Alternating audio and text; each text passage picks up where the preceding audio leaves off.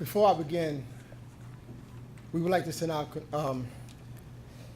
brothers and sisters at Naya College our thoughts and prayers and wish them a healthy recovery in dealing with their dilemma at this present moment.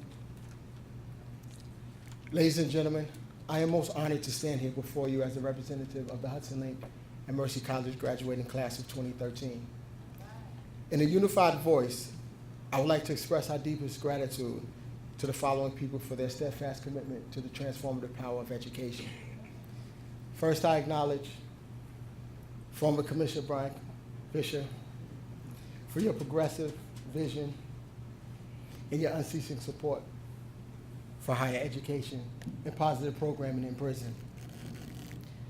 Second, to Acting Commissioner Nucci, Superintendent Capper, and their staff members, I offer you our thanks for your continued support and your encouragement. Third, I am beholden to each and every administrator, professor, supporter, alumnus, and inside clerk with the friend, and also the Friends of Hudson Link and Mercy College for your unwavering belief in the transformative power and that our lives have meaning, and we are worthy of your investment of time, money, and patience. Fourth, I would like to take a moment to pay my respects to the eternal spirits of Mother Mary Catherine McCauley, who was the founder of the House of Our Blessed Lady of Mercy and the Seven Sisters of Mercy, who migrated from Carlow, Ireland, whose altruism and faith in the power of education permeates our great alma mater. Finally, let me offer my most profound appreciation to our families and friends for the infinite love and support which warms our body when the chills of trepidation engulfed us. And we give a special thank you to Dr. Brenda Dan Messier, our keynote speaker. We are immensely appreciative to everyone for their presence here today. Thank you.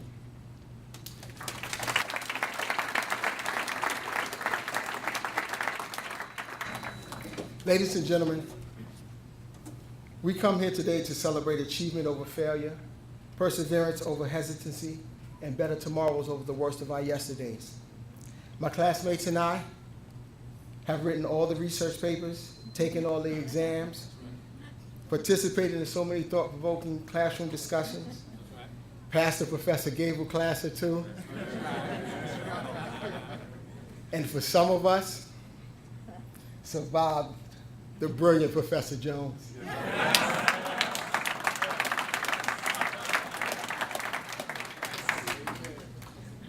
Therefore, we have completed all the academic requirements, and we will soon be forever recognized as graduates of Mercy College.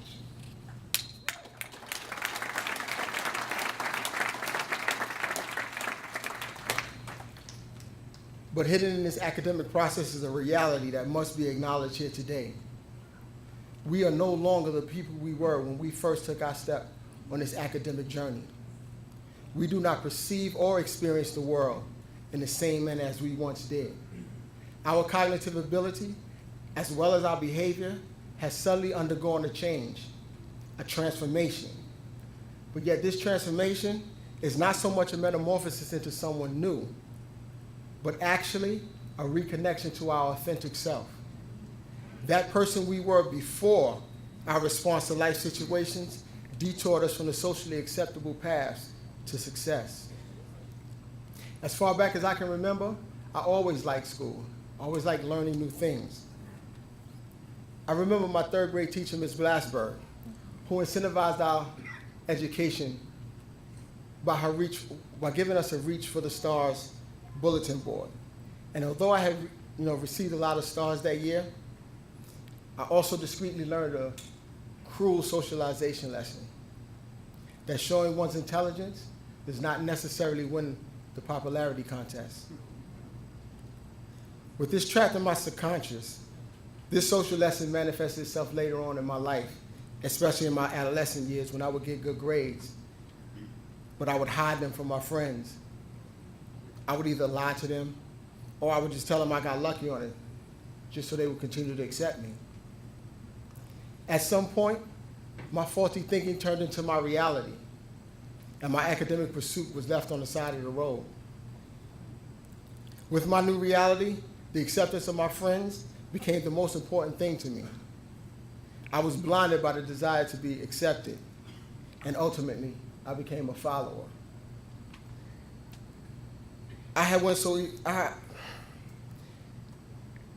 far as to rob my mother after she spent her hard-earned money to send me to parochial school of her opportunity to see her only son graduate from high school in 1988.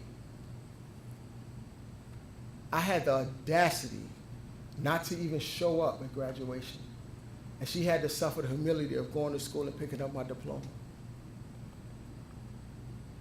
I had to live with that shame for 21 years, until life presented me an opportunity to mend that hole I caused in her heart, and a chance to rectify my misplaced values, my misplaced loyalty, and my faulty thinking.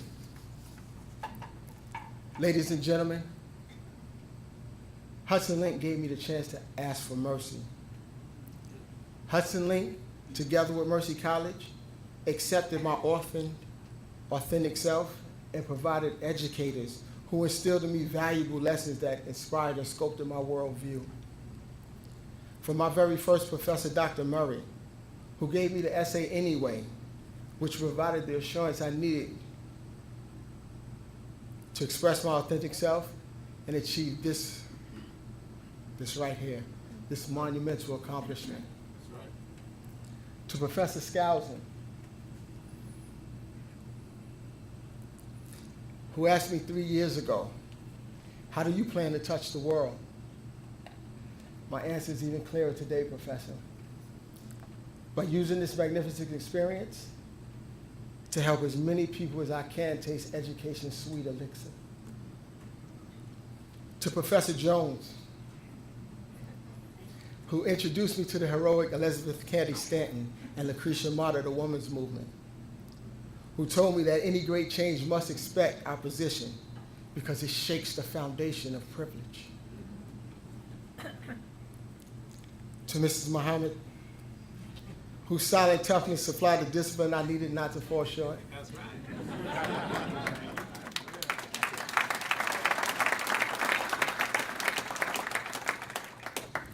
I simply never wanted to let you down. And to each professor from whom I've had the pleasure of learning, please know and understand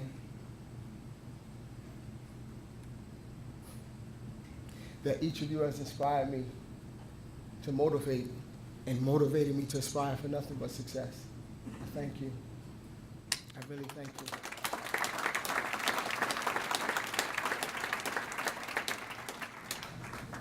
Because of my educators and empirical data that I see sitting before me, I fully accept the philosophy that in order to change a person's behavior, you must first change the way that person thinks. Therefore, I thank each of you, especially Professor Weiner, for sharing your teaching methods with me. Collectively, they form the blueprint of my lecturing styles for the men enrolled in the Hudson Link pre-college program and the Certificate in Ministry and Human Services program, so that they too can reap the benefits of an education. And now to my fellow graduates, we entered this journey as individuals, yet we leave this voyage on the Hudson linked together as friends, graduates, and a community. Today does not signify the end, but the beginning of our duty to use this marvelous education to better not only ourselves, but humanity. Our communities need us to help save our younger generation. It is obligatory that we respond. Our families need us to be better fathers, brothers, husbands, sons, cousins, uncles, and role models. It is mandatory that we grant their wishes.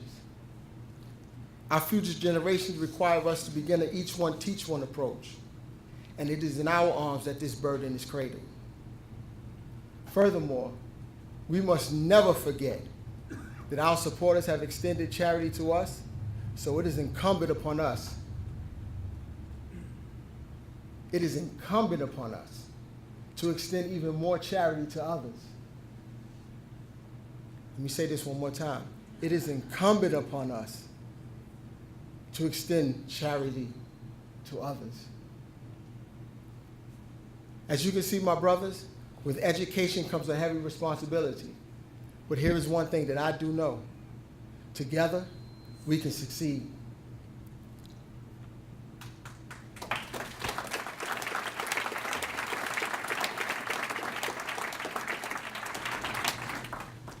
We can no longer sit idly by.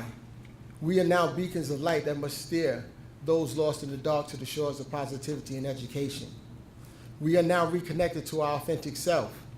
It is time to let that person shine, to let that person reach for the stars and touch the world. And finally, I leave you with the essay Anyway, attributed to Mother Teresa, which became my beacon in hopes that it will inspire you as it has done for me. People are often unreasonable, illogical, and self-centered. Forgive them anyway. If you are kind, people may accuse you of selfish, ulterior motives. Be kind anyway. If you are successful, you will win some false friends and some true enemies. Succeed anyway. If you are honest and frank, people may cheat you, but be honest and frank anyway. What you spend years building, someone could destroy overnight, but we have to build anyway. The good you do today, people will often forget tomorrow. We're going to do good anyway. If you find serenity and happiness, some may be jealous. We're going to be happy anyway. Give the world the best you have, and it may never be enough, but we're going to give the world the best we got anyway. Because you see, in the final analysis, it's between you and yourself. It was never between you and them anyway.